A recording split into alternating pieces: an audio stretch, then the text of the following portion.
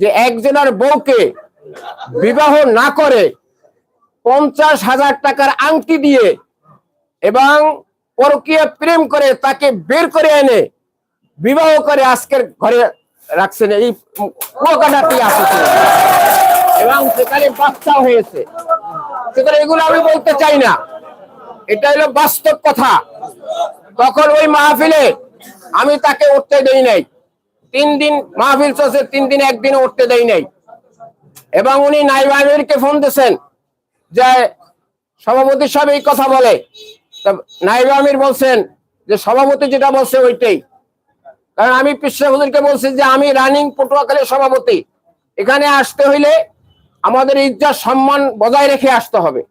সুতরাং আরো অনেক কথা আছে, এগুলা শুনে কোনো লাভ নাই।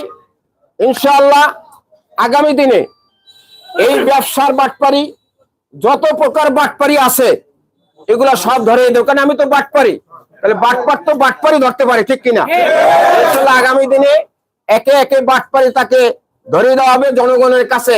উনি একটা গেম নিতে চাইছে যে আমার শূন্যতায় তিনি এক বিশাল এলাকার কি হয়ে যাবে, নেতা হয়ে যাবে, কিন্তু সেই সুযোগ দেওয়া যাবে না।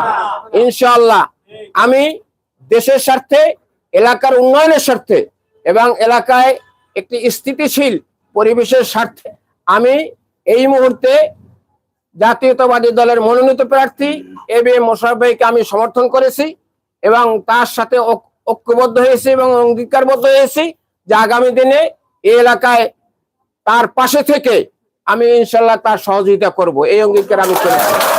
এবং আগামী দিনে এই এলাকার যত বাটপারি আছে সেটা ধরার দায়িত্ব আমাকে দিয়ে দেবেন। আমি এলাকার সবচেয়ে বড় বাটপার, বাটপার সাথে বাটপার ধরতে পারে না, এটা আপনার মাথায় রাখবেন। যখনই কোথাও বাটপারি দেখবেন, এটা এদেরকে না দিয়ে আমার এই দায়িত্বটা দেবেন, আর এই দায়িত্বটা আমি নিয়ে নিলাম। আর আজকের আর বেশি কিছু বলতে চাই না, বলবো 13 তারিখ, বলবো তো ইনশাআল্লাহ। কারা কারা 13 তারিখ একসাথে আবার এই কথা বলতে কি একটা হাত জায়গায় গ্রামে গ্রামে বন্ধু বান্ধব আত্মীয় স্বজন প্রত্যেকের কাছে আজকের রাত্রে যেতে হবে এবং আমাদের কাস্টিং ভোটের 70% ভোট এই কলাপাড়া উপজেলায় ময়বুর এবং রাঙ্গামালির সকল জায়গা থেকে এটা কাস্ট করতে হবে। আমার যত জায়গায় আমার নেটওয়ার্ক আছে, রাঙ্গামালি বলেন, ময়বুর বলেন, কলাপাড়া বলেন, আজকের আমার সাথে চাকামইয়ার হিন্দু গ্রুপ আসতে চাইছিল, আমি আনি নাই। বিহারে জানে যে হিন্দু গ্রুপ ইসলামী আন্দোলনে যোগদান করছিল, তারা সব এখন ধানের শীষে যোগদান করছে। এরকম বিভিন্ন জায়গায় আমার যে লোকজনগুলো আছে আমি ইনশাআল্লাহ কাজ করতেছি। আপনাদের কাছে দোয়া চাই যে আগামী দিনে আমি দেশের স্বার্থে যেন কাজ করতে পারি, মানবতার স্বার্থে কাজ করতে পারি, সকলের কাছে দোয়া চাই। এবং আমার একটা রাজনৈতিক প্রতিষ্ঠান আছে, ইসলামী নাগরিক সদস্য আছে, তাদেরকে নির্দেশনা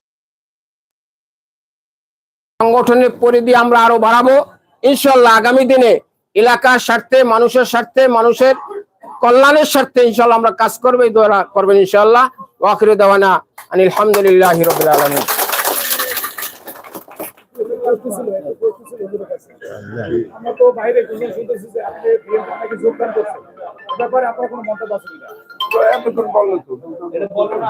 আমি কালকের সাংবাদিক সম্মেলনে বলছি যে আমি একটি অরাজনৈতিক দল নিয়ে আমি এবিএম মোশাররফ ভাইয়ের সহযোগিতায় এসেছি। অরাজনৈতিক দল একটা রাজনৈতিক দলকে সমর্থন করতে পারে না, তা আমি এখন অরাজনৈতিক দল নিয়ে তার সাথে কাজ করতেছি, এই জন্য সমর্থন নিয়ে কাজ করতেছি। এবং আগামীতে আপনারা আশা করতে পারেন যে কি করি সেটা ভবিষ্যতে আমি বলবো ইনশাআল্লাহ।